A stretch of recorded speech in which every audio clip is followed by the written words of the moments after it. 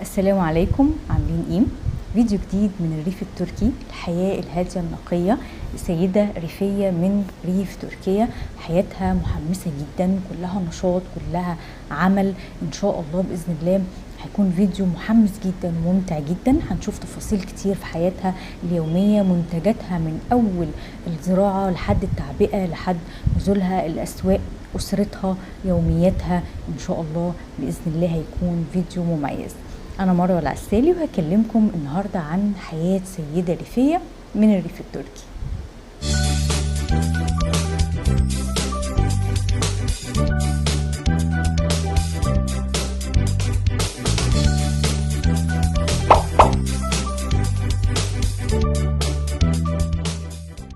تعالوا نروح الأول نشوف حياتها الأسرية الهادية الجميلة، وبعد كده نشوف منتجاتها.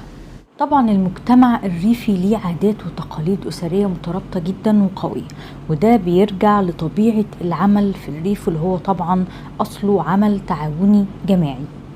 فالمجتمع الريفي في أي مكان هتلاقي فيه احترام الكبير، ده شيء أساسي وشيء بديهي زي ما انتم شايفين. وطبعا اللمة على الطعام من أجمل الأشياء برضو اللي بتميز الريف، سواء اللمة الأسرية أو كمان لمة عمال الحقل وسط الزراعة والخير اللي انتم شايفينه ده. Arkadaşlar bağda bahçede yemek yemenin tadı da lezzeti de başka olur. Birazcık atın sen yine at. Her şeyin tadı başka olur, lezzeti başka olur. Biz de öğlen arası verdik.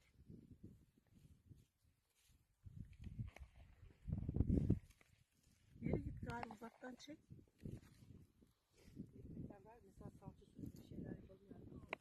Yiyin siz de öyle durmayın, yiyin gari.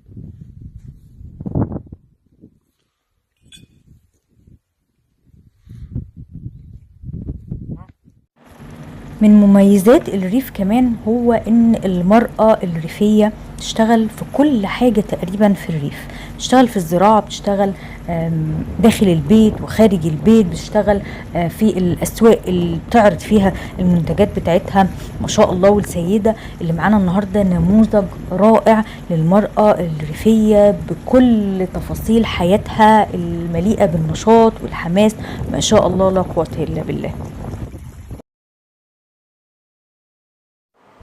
يعني اللهم بارك، ما شاء الله ربنا يديها الصحة. العمل في حرث الأرض، العمل في زراعتها، في تربية المواشي، هنشوف في تعبئة المنتجات بتاعتها وتجهيزها علشان تنزل برضو الأسواق، وهنشوف مساعدة الزوج برضو ليها، يعني ليه دور أكيد. بس أنا مركزة النهاردة على دور السيدة الريفية اللي هي موجودة في مناطق كتير جدا في العالم، واللي هي بتبقى من أنجح السيدات الموجودة في جميع المجالات، هي المرأة الريفية ما شاء الله. هنشوفها كمان داخل المنزل وقد ايه هي مهتمة ببيتها، مهتمة بأطفالها، مهتمة بتجهيز فطار وغدا وعشاء زي اي يعني مرأة داخل البيت بتشتغل، وكمان خارج البيت بتشتغل ما شاء الله عليها. تعالوا بقى نشوف منتجاتها ونشوف اول شيء معانا زراعة الزيتون، وكمان هنشوف بينتجوا منه ايه وايه المنتجات اللي بيستخرجوها من الزيتون. Arkadaşlar merhaba, zeytinlerimiz budama yapılıyor. Kesinlikle هنا دي البداية، شجر الزيتون وازاي بيستغلوا كل شيء فيه، حتى الأوراق بتاعته بيبيعوها برضو كنوع من الأعشاب المفيدة للجسم. zaten her zaman satışta olacak bir ürün de değil. İsteyenler yine siparişlerini ekleyebilirler. Merhaba arkadaşlar. زي ما احنا شايفين دي مرحلة الجمع، بعد كده هنشوف الانتاج كمان او الوصول للمنتج النهائي. Bu cinsi kullanıyoruz. Çok iyi. Kasalanarak yağhaneye götürülerek yağ çıkartılıyor. Erken hasattan kastım bambaşka olur. طبعا هي معاها ناس بتشتغل واغلبهم سيدات، يعني بيشتغلوا معاها كفلاحات برضو في المزرعة بتاعتها. يعني اكيد يعني محدش هيقدر يعمل كل حاجة لوحده، لكن الملفت برضو للنظر ان هم معظمهم سيدات. yağlardan biridir. مرحلة تحويل الزيتون لزيت طبيعي ونقي زي ما انتم شايفين كده. هنشوف كمان بيعملوا منه ايه غير الزيت. Olgun hasat zeytinyağlarımız şişeleniyor. Arkadaşlar görüyorsunuz artık zeytinyağlarımız havaların soğumasıyla birlikte donmaya başladı. Hakiki zeytinyağı içinde herhangi يعني شفنا مرحلة الجمع وكمان مرحلة التعبئة بعد تحويله لزيت. هنشوف بقى بعد كده بيعملوا منه منتجات ايه كمان في منتهى النظافة الحقيقة ما شاء الله. asit oranı arkadaşlar şöyle size göstermek istiyorum. 10 kilogram yeşil zeytinden 1 kilogram. بعد ما الزيت بيتصفى وبيتأكدوا من ان هو مفيهوش اي شوائب بيبتدوا ان هم يعبوه في زجاجات نظيفة جدا علشان ينزل الاسواق. كمان بيعملوا من الزيتون صابون مفيد جدا جدا للجلد والبشرة اللي انتم شايفينه ده صابون برضو من انتاجهم من الزيتون.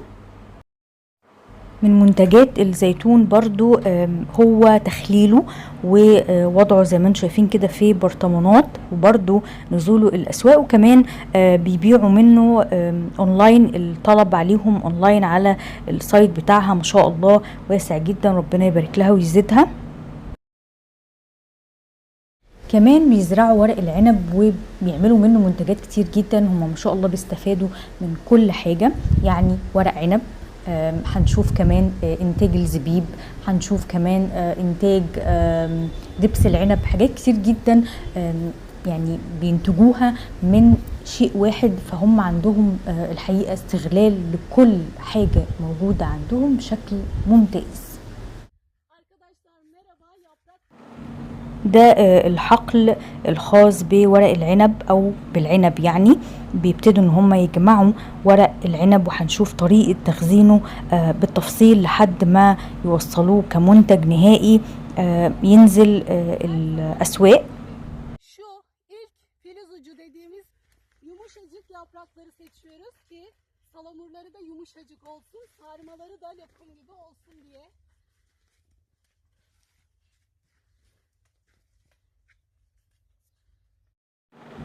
بيتم وضع ورق العنب في براميل كبيرة او حاويات كبيرة زي اللي انتم شايفينها كده، وبيحطوا ما بين كل طبقة وطبقة بيترص كطبقات، وما بين كل طبقة والتانية بيتحط كمية من الملح علشان يعني تكون دي الطريقة السليمة لحفظه.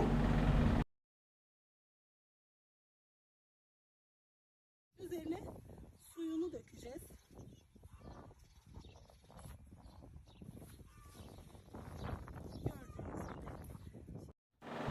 بيتم برضو تخزين برطمانات صغيرة او تعبئة برطمانات صغيرة علشان تنزل الاسواق برضو كمنتج خاص بورق العنب طازة ما شاء الله.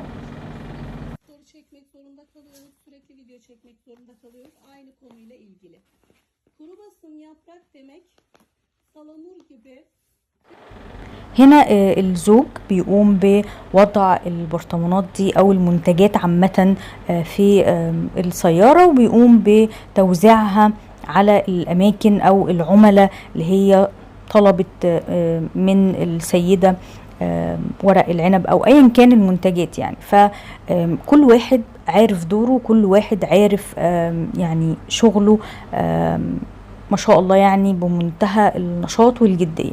هنا بقى هي بتورينا ازاي ورق العنب بيتم عمل يعني او بيتم طهيه بعد تخزينه، وازاي بيكون كأنه لسه طازة. يعني ده نوع من انواع الدعاية الذكية، يعني طهي المنتج بنفسها علشان يعني توري العملاء بتوعها المنتج بتاعها قد ايه هو منتج جيد. فدي طريقة ذكية جدا. هي طبعا بتزرع اكتر من نوع من العنب، وفي منه انواع بتعملها زبيب هنشوفها دلوقتي، وفي منه انواع بتنزل الاسواق كمنتج فريش.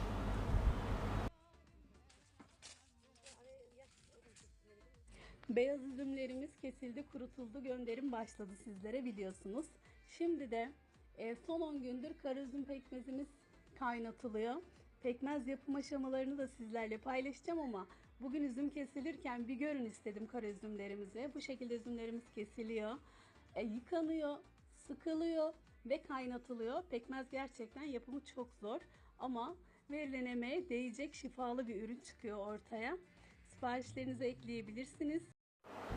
هنا بقى تحويل العنب لزبيب عن طريق ان هم بيفردوه في الشمس. هم بيغسلوه وبعد كده بيفردوه في الشمس يعني لحد ما يجف، وبعد كده بيرجعوا يغسلوه تاني، وبعدين بيتم تعبئته لحد ما يبقى منتج نهائي نظيف جدا ما شاء الله، ويعني جيد جدا والجودة بتاعته ممتازة. من ضمن منتجاتها كمان الجارينج او الجرنك، ليه اكتر من اسم الحقيقة، او الخوخ البري او البرقوق الغابة. يعني اكيد في ناس كتير قوي عارفاه، بس ممكن تختلف الاسماء من مكان لمكان.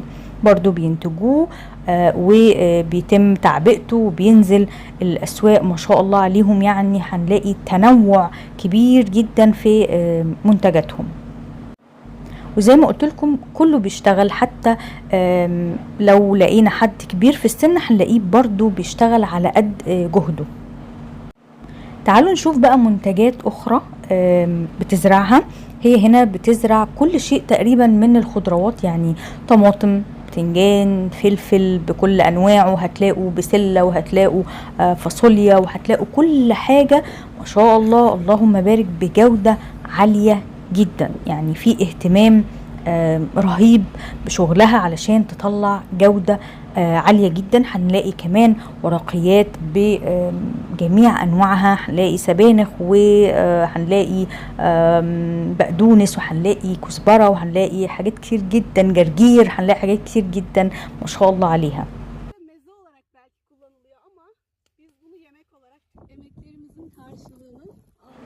كمان انتاج الطماطم عندهم هنشوف بقى بيعملوا منها ايه، يعني ايه المنتجات اللي بيطلعوها من الطماطم، غير ان هم برضو بينزلوها طبعا فريش الاسواق. بعد عملية جمعها طبعا بيتم غسلها كويس جدا،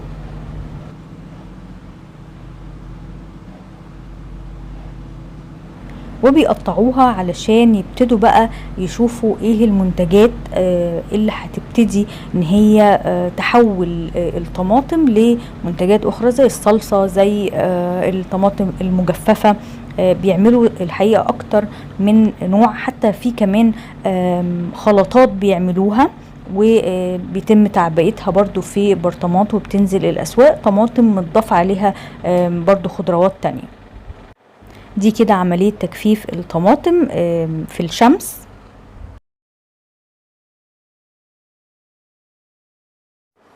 زراعة القمح كمان موجودة عندهم، اللي انتوا شايفينه ده قمح، وهنشوف برضو مرحلة تحويله لطحين او دقيق. Herkese merhaba arkadaşlar. Buğdaylarımızı değirmene getirdik. Taş değirmene getirdik. دي الطحونة او المطحنة الموجودة في المزرعة، بيطحنوا فيها قمح زي ما انتم شايفين، كمان بيطحنوا فيها ذرة وانواع تانية من انواع الطحين، يعني الحاجات اللي بتحول لطحين. Çuvalımızın içine geliyor. Hasun dediler getiriyor bakın.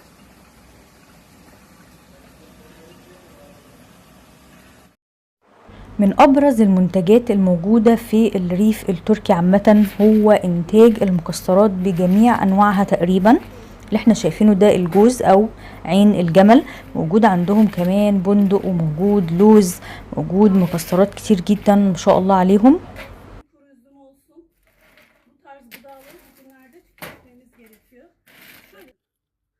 İçinden kolay kolay çürük çıkmaz. İlla ki bir kilonun içinden bir iki tane çıkabilir çünkü içini görmüyoruz. Ama genel olarak موجود كمان جميع انواع المربات تقريبا. هنلاقي مربى اليقطين اللي هي بتعملها دي، هنلاقي مربى الفراولة، هنلاقي مربى العنب، هنلاقي مربى كمان من قشر البطيخ بيعملوا مربى. هم ما شاء الله بيزرعوا تقريبا جميع انواع الفواكه، فبينتجوا جميع انواع المربات. وكمان بيهتموا جدا جدا بنظافة العبوات اللي بيتم تعبئة المربى فيها او اي شيء بينتجوه زي الصلصات او غيره يعني. فهم نضاف جدا جدا، ربنا يديهم الصحة، وبيهتموا جدا جدا بنظافة منتجاتهم. bilmek sizin de hakkınız. Bakın bolca duruluyoruz. Ondan sonra kuruluyoruz. Reçellerimizi dolduruyoruz içine.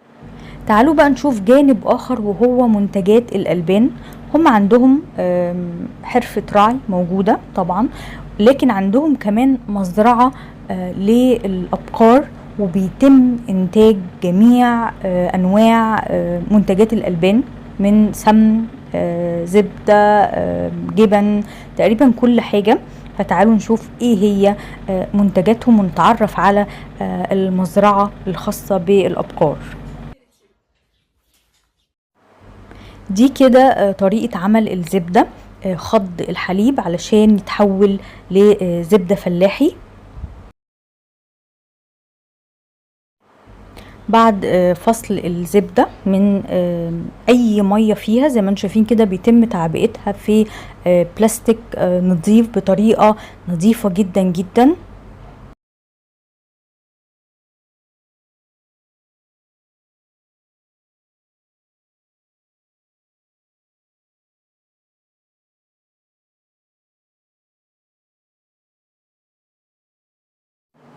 وزي اي ريف هنلاقي تربية الدواجن من اهم الاشياء اللي بتميز اي ريف، علشان طبعا يستفادوا من خير الدواجن دي كلحوم او كمان بيض.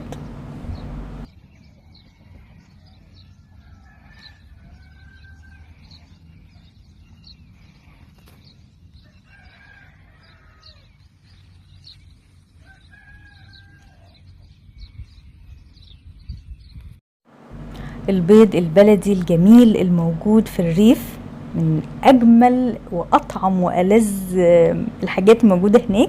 البيض في السمنة البلدي زي ما هي هتعمل كده، وبيكون اطعم من احلى فطار في افخم حتة موجودة في اي حتة في الدنيا. ما شاء الله يعني خير بجد.